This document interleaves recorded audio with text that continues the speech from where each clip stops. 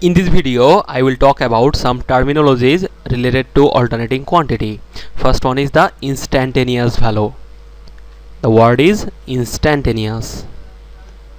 And we have to consider the time instant. The value of an alternating quantity at any instant is called instantaneous value. Let's say I have this sinusoidal current here. In the x-axis I am considering the time. The unit of time is second and the unit of current is ampere. See, at this instant current is 0. Let's say I am considering the time instant of t1. Let's say here I am getting the current of I1. For time instant t1 I am getting the current of I1. If I am considering the time instant t2, here let's say the current is at its maximum value IM. For the time instant t2 our current will have its maximum value IM. Now let me consider the third time instant t3. Here you will see the current, instantaneous current will be I3. For the time instant t3 our current will be I3. For the time instant t4 our current is, let's say, I4.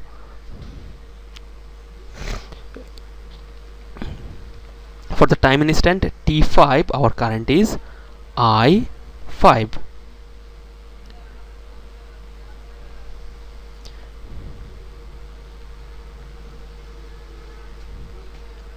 See, I am considering the time instant t1, time instant t2, time instant t3, time instant t4 and time instant t4, and I am getting the corresponding current values I1, IM, I3, I4 and I5, and all that I1, IM, I3, I4 and I5 will be discrete values, and they are true only for that time instant, and that is why they are known as instantaneous values.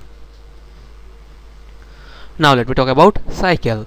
A cycle is defined as that interval of time during which a complete set of non-repeating events or waveform variation occur. Let's say I have this alternating voltage here.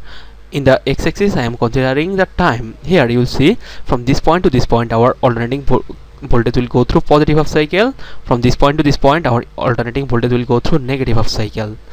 From this point to this point I will get positive.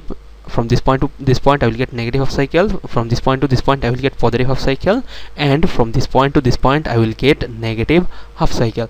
Now see, if I consider only one positive and one negative half cycle, that means I am considering this time interval. In the upcoming time you will see the same thing or the same waveform will occur in the upcoming times, as within this interval the set of positive and the negative values are non-repeating. That's why this interval will be known as a complete cycle. So this will be our cycle, and in the upcoming time you will see the waveform inside this cycle will be repeated. This is our full cycle. Now let me talk about the time period. The time required for an alternating quantity to complete one cycle is known as time period. We express the time period with t. See, if I consider this alternating quantity, let's say in this axis I am considering the time in millisecond unit. Here you will see from this point to this point within time interval our alternating quantity will complete a full cycle. Therefore this time interval will be the period of this wave form. Now let me talk about frequency. The number of complete cycle of an alternating quantity can complete in 1 second is known as frequency. Let's say I have a voltage signal here V. Here I have taken the time t. Here you will see this will be positive half cycle and this will be negative half cycle.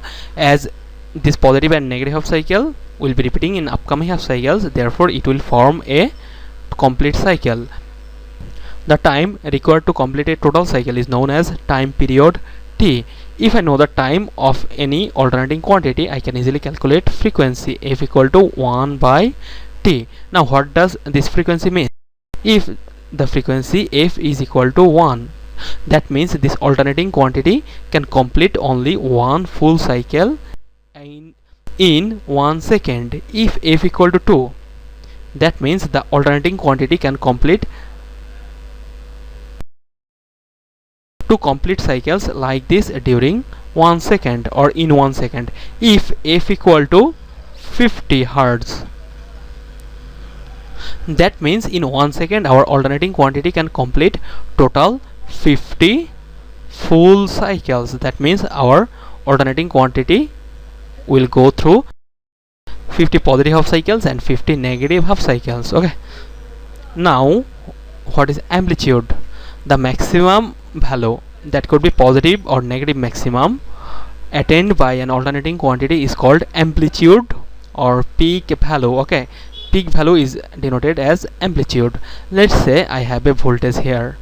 This voltage has an equation V equal to 12 sine omega t. That means this alternating quantity will have positive maximum plus 12, negative maximum minus 12. Now see, this plus 12 is the maximum value of this alternating quantity, and this minus 12 is the negative maximum value of this alternating quantity. So they will be the peak value or maximum value of this alternating waveform, which we will denote with either Vm or Vp, which will be equal to 12 volt, and negative maximum is denoted with minus Vm or minus Vp, that will be minus 12 volt. After that, let me talk about peak to peak value. What is peak to peak? See, the full voltage between positive and negative peaks is known as peak value, or it is used to calculate the displacement between the peaks. Let's say I have that alternating quantity whose positive maximum has a value of plus 12 and negative maximum has a value of minus 12 volt. We express peak to peak value as V, P to P. How do we calculate this peak to peak value of an alternating quantity or the displacement between two peaks? We take the positive maximum value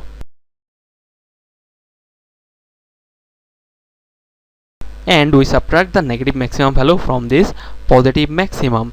By using this formula, you will see our maximum values will be Vm plus Vm, which will be equal to 2 Vm if the positive and negative maximum values are equal. Or I always used to prefer use this formula. I will describe it why. See here, Vm plus Vm is equal to 12. Therefore peak to peak value will be 24 volt. That means this positive maximum will be 24 volt away from this negative maximum. Okay, and this will indicate the displacement between the two peaks. Let's say I have a square waveform here whose positive maximum value is 40 and negative maximum value is 25.